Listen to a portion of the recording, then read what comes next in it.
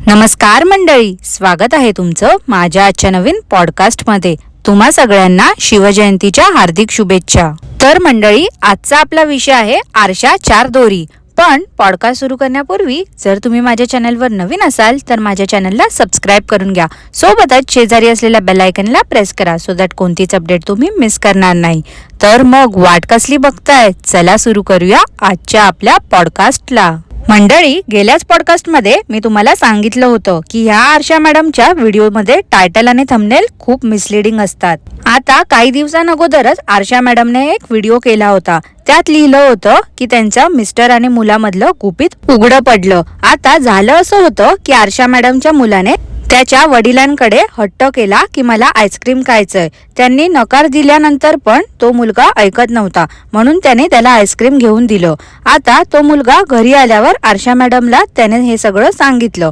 पण आरशा मॅडम मिस्टरला असे प्रश्न करत होत्या की त्यांनी काहीतरी खूप मोठा गुन्हा केला आहे। आता मुलाने जर हट्ट केला तर आई वडीलच पूर्ण करणार ना, पण आरशा मॅडमला असं दाखवायचं असते की त्याच एकट्या मुलाची काळजी घेऊ शकतात। मिस्टरांना ते जमत नाही। आरशा मॅडम स्वतःच्या मनचं पण काय काय मीठ मसाला लावून प्रश्न विचारत होत्या की तुम्ही त्याला आईस्क्रीम दिलं आणि सांगितलं की माझ्यापासून हे लपवायचं। ते एवढं बिचारे बोलतायत की मी असं नाही बोललो, तरी मॅडम काय तर गोल गोल फिरून एकच प्रश्न करत होत्या। शेवटी मुलाने कबूल केलं की आईस्क्रीम घ्यायला तोच पाठी लागला होता आणि वडिलांनी असं नाही सांगितलं होतं की हे सगळं आईपासून लपवायचं आहे। अहो आरशा मॅडम, उगाच नुसतं व्हिडिओ बनवायचा म्हणून तुम्ही हे कॉन्टेंट म्हणून वापरत होत्या ना, कारण ह्यात गुपित तर काहीच नव्हतं। तुमच्या मुलाने सांगितलं की त्याला त्याच्या वडिलांनी हे सांगू नको असं बोललेच नव्हते आणि एवढे बिचारे ते बोलत होते की 100% मधला 25% आईस्क्रीम त्या मुलाने खाल्ला आणि 75% मी खाल्ला, तरी देखील तुम्ही त्यांना बोलायचं काय थांबत नव्हत्या। मंडळी, आज आरशा मॅडमने एक व्हिडिओ पोस्ट केला होता। तो तर जुना व्हिडिओ होता कदाचित, आणि त्या व्हिडिओचं टायटल होतं की फ्री पहिल्यांदा बसला हेलिकॉप्टरमध्ये। खरं म्हणजे त्या फिरायला गेल्या होत्या मुलासोबत आणि तिथे गार्डन मध्ये त्याला चिंच भेटली। त्याने ती खाल्ली आणि शेवटी एक आरशा मॅडमला पण दिली। आता तो मुलगा चिंच खात होता ते बरं या आरशा मॅडमला चाललं नाही, म्हणजे 2-3 दिवसा अगोदरच आरशा मॅडम मुलाने आईस्क्रीम खाल्लं त्याला सर्दी होईल म्हणून ओरडत होत्या। आता तो चिंच खात होता तेव्हा त्या काहीच बोलल्या नाही। आता ते चिंच खाऊन घसा बसणार नाही का त्याचा? त्यानंतर मंडळी, गार्डन फिरून झाल्यावर आरशा मॅडमने त्यांच्या मुलाला हेलिकॉप्टरमध्ये बसवलं। आता तुम्हाला वाटेल हेलिकॉप्टरमध्ये बसून त्यांचा मुलगा कुठे गेला एकटा, तर त्या खऱ्या हेलिकॉप्टरमध्ये नाही बसवलं त्यांनी। जत्रेमध्ये असतात ना ते झोपाळे पाळणे, त्यात हेलिकॉप्टर असते, त्यात त्यांनी त्याच्या मुलाला बसवलं होतं आणि एकच जागेवर तो गोल गोल फिरत होता। हेलिकॉप्टरमध्ये बसून झालं, इथे तिथे फिरल्यानंतर आरशा मॅडमच्या मुलाचा दात पडला, ते देखील त्यांनी दाखवलं।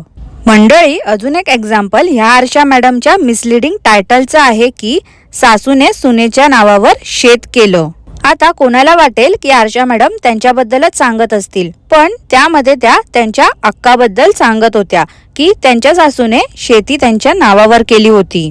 त्या पूर्ण व्हिडिओमध्ये फक्त अक्काबाईचंच कौतुक चाललं होतं। त्यानंतर आरशा मॅडमने एक व्हिडिओ पोस्ट केला होता की सोन्याच्या दुकानातून मिस्टरांनी काय घेतलं माझ्यासाठी। आता कोणाला वाटेल की आरशा मॅडम सोनाराकडे गेल्या तर काहीतरी दागिना त्यांनी घेतला असेल, पण त्या गेल्या होत्या त्यांच्या कानातल्याचा स्क्रू चेंज करायला। कानातल्याचा स्क्रू वगैरे घेतल्यानंतर त्यांनी लहान मुलांच्या हातात घालतात ते चांदीचे कडे पण घेतले। चांदीच्या कड्यांची खरेदी केल्यानंतर आरशा मॅडमने त्यांच्या सबस्क्रायबरला विचारलं देखील की मी तो दागिना कोणासाठी घेतला आहे, ते तुम्ही सगळ्यांनी गेस करा आणि मला कॉमेंटमध्ये उत्तर द्या। तर त्या व्हिडिओ खाली खूप लोकांनी कॉमेंट्स केले आहेत की ते चांदीचं कडं तू कदाचित मनीश्रीच्या बहिणीच्या मुलीसाठी घेतलं असशील। तसं तर तुम्हाला सगळ्यांना माहितीच आहे, मनीश्री काकू आणि आरशा मॅडम खूप चांगल्या मैत्रिणी होत्या। सुरुवातीच्या काळात या आरशा मॅडम प्रत्येक युट्यूबरला ही माझी फेवरेट युट्यूबर आहे, ती माझी फेवरेट युट्यूबर आहे असं बोलून त्यांच्या मीटअपला जायच्या आणि स्वतःच्या चॅनलचं प्रमोशन करून यायच्या। मनीश्री काकूंसोबत या आरशा मॅडमने गोवा ट्रिप पण केली होती, त्याचे व्हिडिओज तर आपण पाहिलेच आहेत।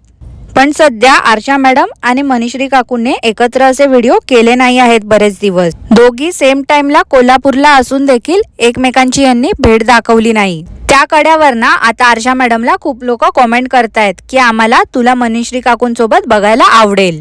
तसं तर आपल्या मनीश्री काकूंकडे पण काही कॉन्टेंट नसतो म्हणून काहीही त्या दाखवत असतात. वडिलांच्या निधनानंतर या मनीश्री काकू एक आठवडा पण व्हिडिओ बनवण्यासाठी थांबल्या नाहीत. काय करणार, सेलिब्रिटी आहेत ना त्या, रोजचं प्रमोशन असते त्यांच्याकडे.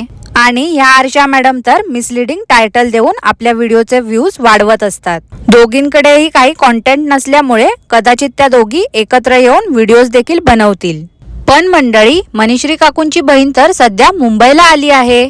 मग आता व्हिडिओला कॉन्टेंट भेटण्यासाठी म्हणून या आरशा मॅडम मुंबईला येतील का?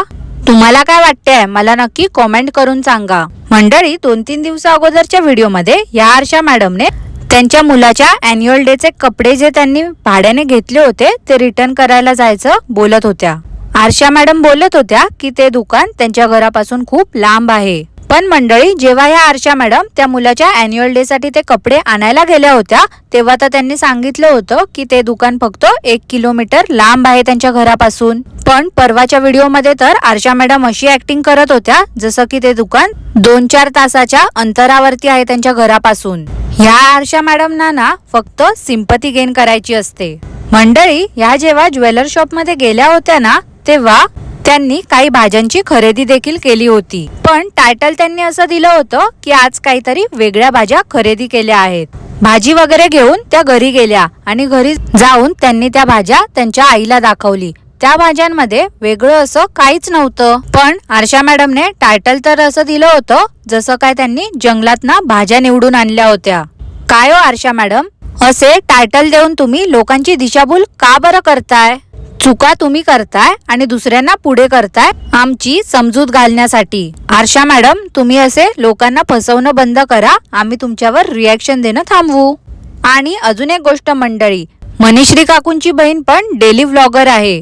काय मग तुम्हाला तिच्यावरती पॉडकास्ट ऐकायला आवडेल का? मला नक्की कॉमेंट करून कळवा. आणि आजचा पॉडकास्ट मी इथेच थांबवते. आजचा पॉडकास्ट तुम्हाला आवडलं असल्यास लाईक करा, शेअर करा, चॅनलला सबस्क्राईब करायला विसरू नका.